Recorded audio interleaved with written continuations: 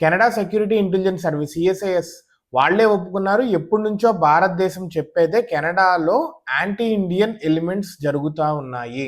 ఖలిస్తానీ వాళ్ళు చిన్న సైజ్ టెర్రరిస్టుల్లా తయారవుతున్నారు. వాళ్ళకి ఖలిస్తానీ అనేది ఒక సెపరేట్ దేశంగా కావాలి పంజాబ్ని అని చెప్పి. సో ఈ ప్లాన్స్ అన్ని కెనడాలోనే జరుగుతూ ఉన్నాయి. కెనడా అనేది ఒక సేఫ్ హెవెన్ అయిపోయింది వాళ్ళకి అని మన వాళ్ళు ఎప్పటి నుంచో చెప్తున్నారు. వీళ్ళు ఒప్పుకోవట్లేదు ట్రూడో దాంట్లో. ఇప్పుడు రీసెంట్ గా వాళ్ళు ఒప్పుకున్నారనమాట.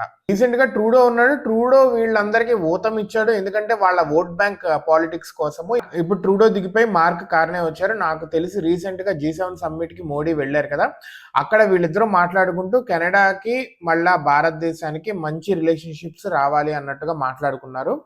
2024లో ఇద్దరి హై కమిషనర్స్ ని తీసేశారు. అక్కడ ఇక్కడ మళ్ళా అపాయింట్ చేసుకోవాలి. మళ్ళా ఒట్టావాకి న్యూఢిల్లీకి మంచి రిలేషన్షిప్స్ ఉండాలి అని చెప్పి మాట్లాడుకున్నారు. నాకు తెలిసి అక్కడ ఓట్ బ్యాంక్ అయితే చాలా ఎక్కువ ఉంది ఖలిస్తానీ వాళ్ళది. సో వీళ్ళని ఎలా బైపాస్ చేస్తారు, ఒకవేళ కెనడా గనక భారతదేశంతో పాటే ఉంటే గనక ఇన్ ద సేమ్ లైన్స్ ఉంటే కనుక ఎలా వాళ్ళని బైపాస్ చేస్తారనేది చూడాలి. లేదంటే ఈయన కూడా same at the end of the day vote bank కూలిపోతుంటే కనుక వాళ్ళకి సపోర్ట్ చేయాల్సిన అవసరం ఉంటుంది. వాళ్ళకి ఎట్లా ఉండాలో చూడాలి అసలు ఎలా ఉంటుంది అనేది.